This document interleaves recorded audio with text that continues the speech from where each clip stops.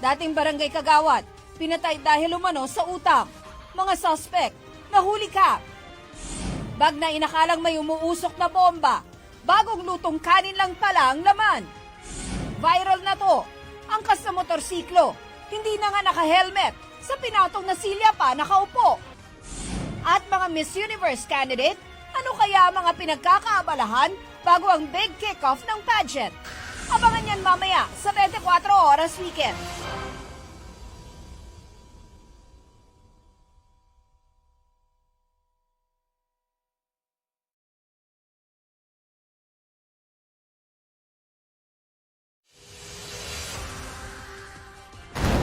Sa bisperas ng bagong taon, bilang ng mga naputukan, biglang dumami. Marami sa mga biktima, batang tinamaan ng Piccolo. Mga nagla-last minute shopping ng pang medianoche at mga pinaniniwalaang pampaswerte, dagsa sa mga pamilihan. Buwis buhay performances ng ilang Kapuso stars, mapapanood sa Kapuso New Year Countdown. At balikan ang mga kwentong nag-viral ngayong 2016. Abangan mamaya sa 24 Oras Weekend.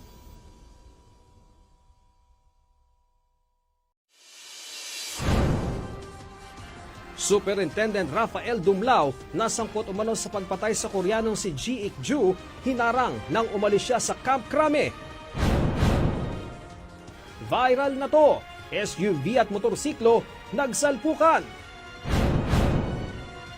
Babaeng kasabwat ng dating ka-live-in niyang Australiano sa pag-torture ng mga batang ginagamit sa pornography, arestado. Miss Universe pageant host Steve Harvey nasa Pilipinas na. Mga dating Miss Universe Susmita Sen at Dayanara Torres, ano kayang na-miss sa Pilipinas? Abangan yan mamaya sa 24 Oras Weekend.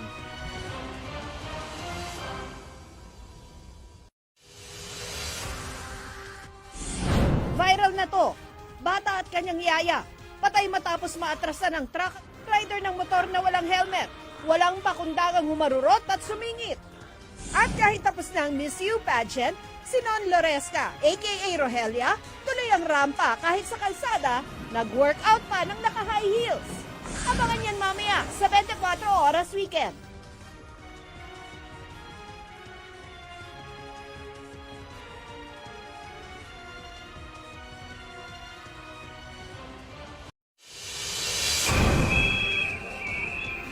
Sa People Power, binuhay ng mga protesta ng mga anti-Marcos.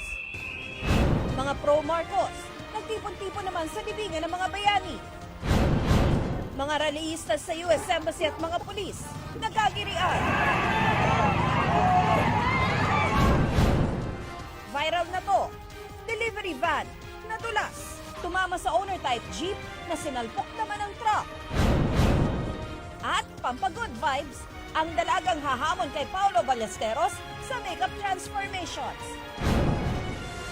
Abangan yan mamaya sa 24 Oras Weekend.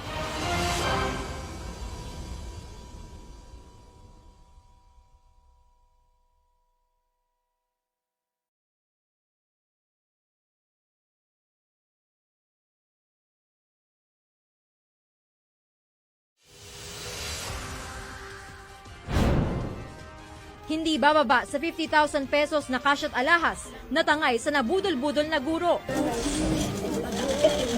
Rider ng motor na binaril na nakaalitang motorista noong nakaraang linggo, inilibing na.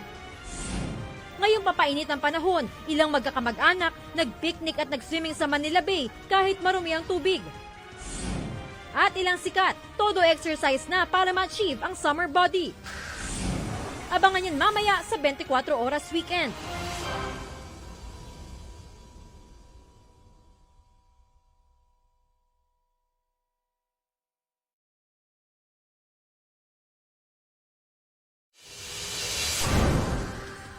Exclusive, Barangay Tanod, nabundol ng kotse at truck.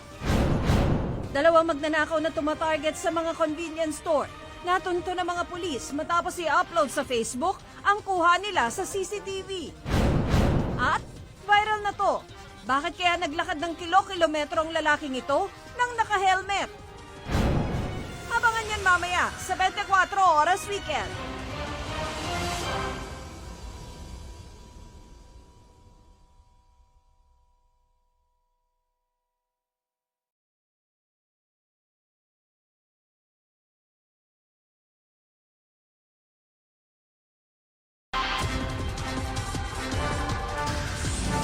Paakyat na escalator sa Hong Kong, pumalya at biglang umatras. 18 sugatan.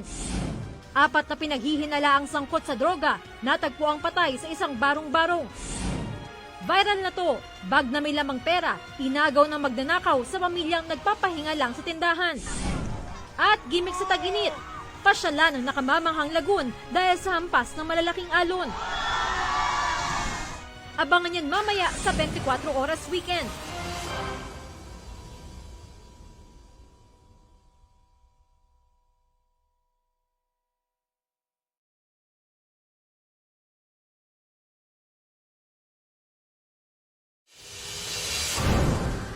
Pulis at 2 sekyo nagpambuno. Isa sa mga gwardya nagpaputok pa ng baril. Miss World Philippines 2015 Hillary Parungaw naniniwalang hindi nagpakamatay ang amang nagbaril umano sa sarili sa police station matapos maaresto dahil sa droga. Viral na ito, rider tila nag-surfing sa motorsiklo. Mga aso namang inilagay sa compartment ng bus at motor, ikinainis ng netizens. At pampag-good vibes, ang Team Bahay version ng It's More Fun in the Philippines. Abangan yan mamaya sa 24 Oras Weekend.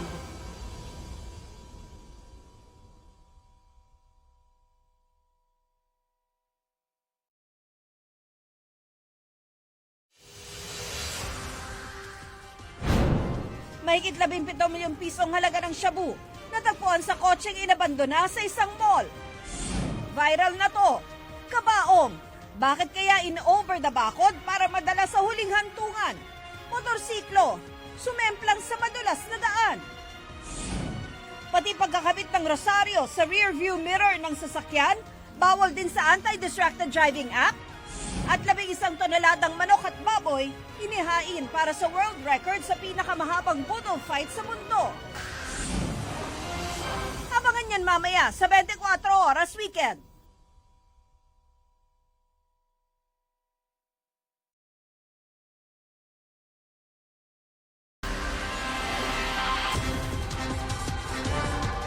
Financier at ina ng magkapatid na leader ng Maute Group naharang sa checkpoint habang papatakas. Huli ka, dating APRA Vice Governor Rolando Somera tinambangan sa gitna ng maraming tao. Viral na to. Mahigit 40 pares ng pantalon, ninakaw ng ilang babae sa isang mall. No pressure area. Hanggang kailan kaya magpapaulan? At Maine Mendoza, nagpa-sexy at enjoy na enjoy sa bakasyon sa Maldives. Abangan yan mamaya sa 24 Oras Weekend.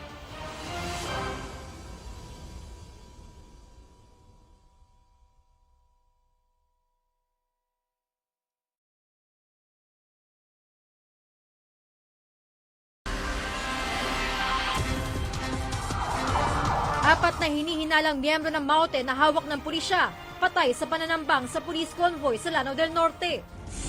Bangkay ng ilan sa 13 Marines na namatay sa Marawi, ibinyahe pa Maynila. Jeep nasunog habang nakaparada. Viral na to, nag-counterflow na pickup truck, muntik makadisgrasya. Fans ni Britney Spears, excited na sa kanyang concert sa Huwebes. At Maine Mendoza, pasok na sa top 10 ng 100 Sexiest in the World 2017. Abangan yan mamaya sa 24 Oras Weekend.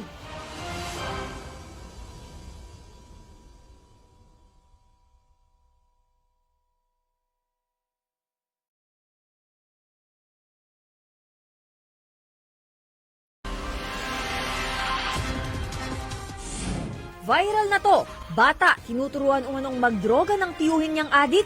Suspect kakasuhan. Away ng 2 lalaki na uwi sa panunutok ng baril.